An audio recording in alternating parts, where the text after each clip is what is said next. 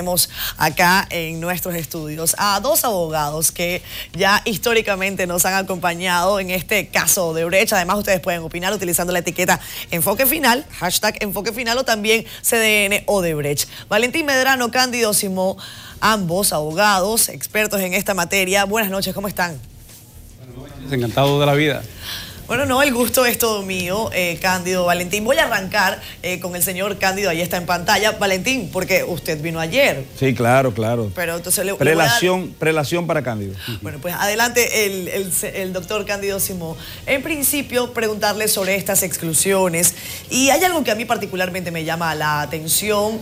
El Ministerio Público ha decidido, y se lo preguntaba ayer al abogado Medrano, ha decidido solicitar algunas medidas cautelares en contra de Jesús Chu Vázquez, que es la nueva pieza, por decirlo de alguna manera, en este caso. El Ministerio Público ha decidido incorporarlo. Han solicitado, en todo caso, que tenga presentación periódica, impedimentos de salida del país y una garantía económica de 20 millones de pesos. A su juicio, ¿cómo debe responder el acusado o el imputado hasta ahora? Sí, mira, primero precisemos lo siguiente. Para usted procesar a una persona no necesariamente requiere la norma ni exige que se le imponga una medida de coerción. En el caso de la especie, por ejemplo, a Chu Vázquez lo investigaron y no le requirieron ni le impusieron ninguna medida de coerción. De hecho, con relación a los demás, un poco las peticiones de medida de coerción, eso lo vimos aquí, fueron más bien con creación de para crear expectativas ante la opinión pública o ante la opinión popular. Y sin embargo, después le cambiaron la medida de coerción y no fueron hacia ninguna parte.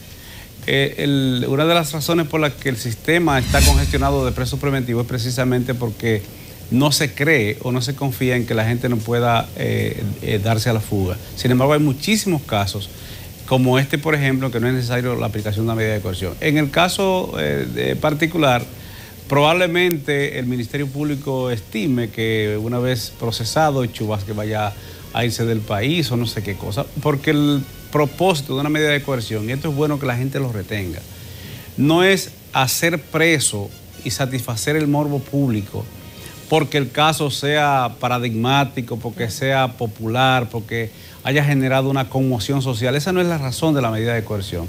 Es para asegurarse que comparezca a todos los actos de procedimiento en interés de la justicia, porque si el imputado no comparece o no se le lleva en ocasión del proceso en una de las fases, se suspende todo. Es decir, es en interés de que el proceso avance.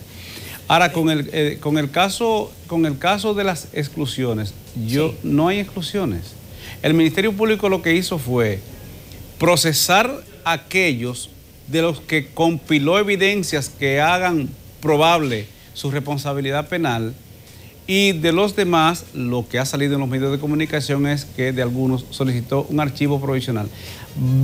Eso significaría paralizar el proceso provisionalmente, no presentar acusación para continuar investigando, de modo que si vienen algunas evidencias que justifiquen un procesamiento, entonces evidentemente que el Ministerio Público abriría el procesamiento.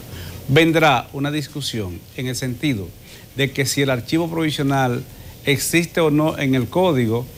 Eso ya se discutió en ocasión de un ex senador y que fue presidente de la Liga Municipal Dominicana. Y se había dispuesto un archivo provisional, pero sin tiempo. Entonces, luego reactivó Francisco Domínguez Brito, que no era quien había requerido ni dispuesto el archivo provisional, reactivó el proceso, y eso fue ante un juez de la Instrucción Especial de la Suprema Corte de Justicia, y este dijo que el archivo provisional no existe en el Código Procesal Penal. Hay una tesis que sostiene que sí, pero por lo menos Hirohito Reyes lo que dijo en ese caso, que es un juez de la Suprema Corte de Justicia, usted no puede disponer la paralización de una investigación y una amenaza de procesamiento de por vida, porque eso afecta el derecho constitucional a la seguridad jurídica. Y hablando del daño a los imputados, voy a preguntarle a Valentín Medrano. Abogado, uno de estos defensores, de esos abogados defensores, expresaba específicamente el daño que había sufrido su cliente por estas medidas de coerción. específicamente el abogado de Bernardo Castellanos. Hablábamos de estas medidas de coerción que se impusieron inicialmente y que incluso conllevaron a prisión preventiva. El tema de cómo alguien puede resultar preso preventivamente, incluso vimos prisión preventiva por 9 meses, cuando ahora entonces resulta que están apartados del caso. Excluidos, el abogado Simó dice que no, pero bueno, no están por lo menos en lo caliente de la olla. No están acusados. Ajá, entonces. No hay una exclusión formal, como dice Cándido, pero se presume, por el mismo histórico de la situación que él planteaba, del caso del senador Aristi Castro y la posición asumida por el juez de la instrucción especial que declaró varios numerales del artículo 280 del Código Procesal Penal como inconstitucionales para llegar a la conclusión final de establecer un parangón, una igualdad entre ambos archivos. Ahora bien, en el caso de la afectación que le pueda producir un proceso a un investigado, sí, esa era la pregunta. Nosotros establecíamos ayer, Catherine, y lo reiteramos hoy, que todo el mundo en el país es investigable. No hay nadie que esté vacunado pero no es con abusivo respecto a la investigación. No es abusiva esa decisión. Bueno, el Ministerio Público tiene unas potestades que le da el Código Procesal Penal de investigar y solicitar medidas de coerción para las personas que se encuentran en proceso de investigación. Estas medidas pueden ser aceptadas o no por el juez de la instrucción, pero en el proceso el Ministerio Público focaliza cuáles son las medidas más idóneas para lo mismo que estableció Cándido Simón cuando hacía todo ese periplo por lo que tiene que ver con la necesariedad o no de la medida de coerción y la utilidad de la medida de coerción y cuál es el fin de la medida, que es mantener al justiciable unido al proceso para que el proceso se produzca.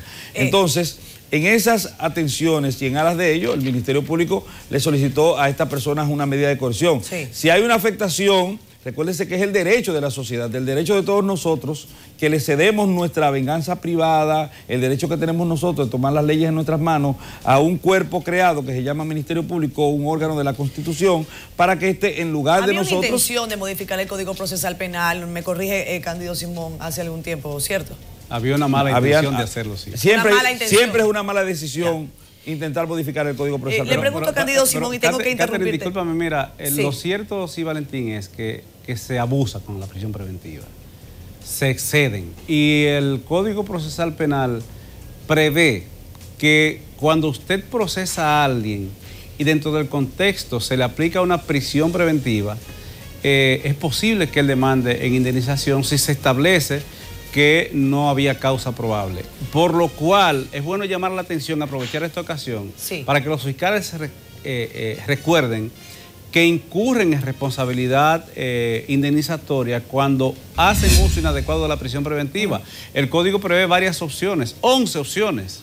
Claro. Dicen que son 7, son 11 opciones. 11 tipos de medidas de coerción. La última es la prisión preventiva, porque entonces utilizarla siempre.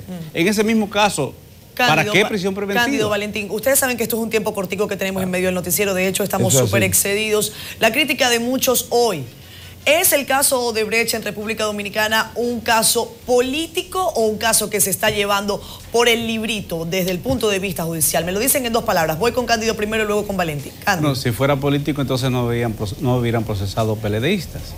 Sí, pero no está ninguno del comité político. Bueno, pero hay un senador. Sí. O sea, y procesaron, investigaron a miembros del comité político y eso generó la destitución de él como ministro. Es decir, yo no le veo el componente político per se.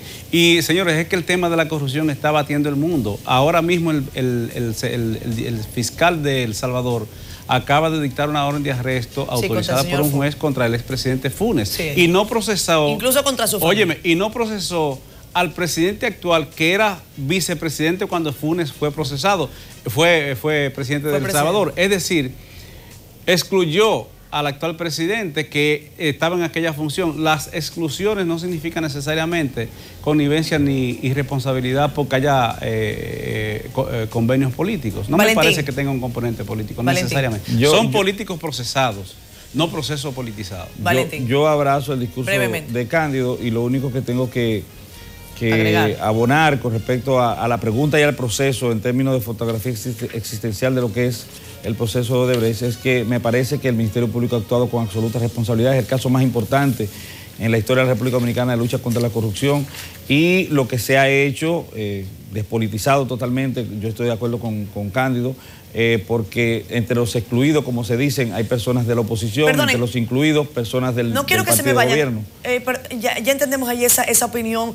Lo que dice Tommy Galán de que hayan mantenido el caso para mantener la jurisdicción especial brevemente, ¿tiene alguna justificación? ¿Qué creen? Eso no cambia absolutamente nada porque se presume que todos los jueces son imparciales e independientes y por vía de consecuencia, sea en primer grado, con jueces ordinarios, o sea, tomando el proceso en el ordinario de cualquier ciudadano común de la República Dominicana, iba a ser un juez imparcial del Poder Judicial que iba a conocer, o unos jueces Cándido, que iban a conocer ese proceso, y poco importa y poco cambia la suerte si hay pruebas, porque son las pruebas las que condenan y no los jueces. Mira, la jurisdicción privilegiada no está al privilegio, es una jurisdicción especial que afecta al procesado porque le cierra la posibilidad de los recursos. Yo soy del criterio que... Sí, pero dice que a él lo mantuvieron ahí es para que se quede allí. Bueno, ¿no? pero él lo que tendría que elegir es entonces de renunciar como perfiló, sí, y iría a jurisdicción de primer grado. Pero lo que importa es que desde mi punto de vista, el procesado, aunque tenga jurisdicción especial, tiene el derecho constitucional de elegir entre que se le siga el procedimiento especial o se le siga el procedimiento común, porque el privilegio es para la función, no para la persona. Cándido. Bien, abogados, tenemos que despedir. Ese es un tema de perdónenme. debate que lo pongo ahí. Se me ha ido el tiempo esta noche. Vámonos. Les agradezco muchísimo, enormemente, que nos hayan acompañado.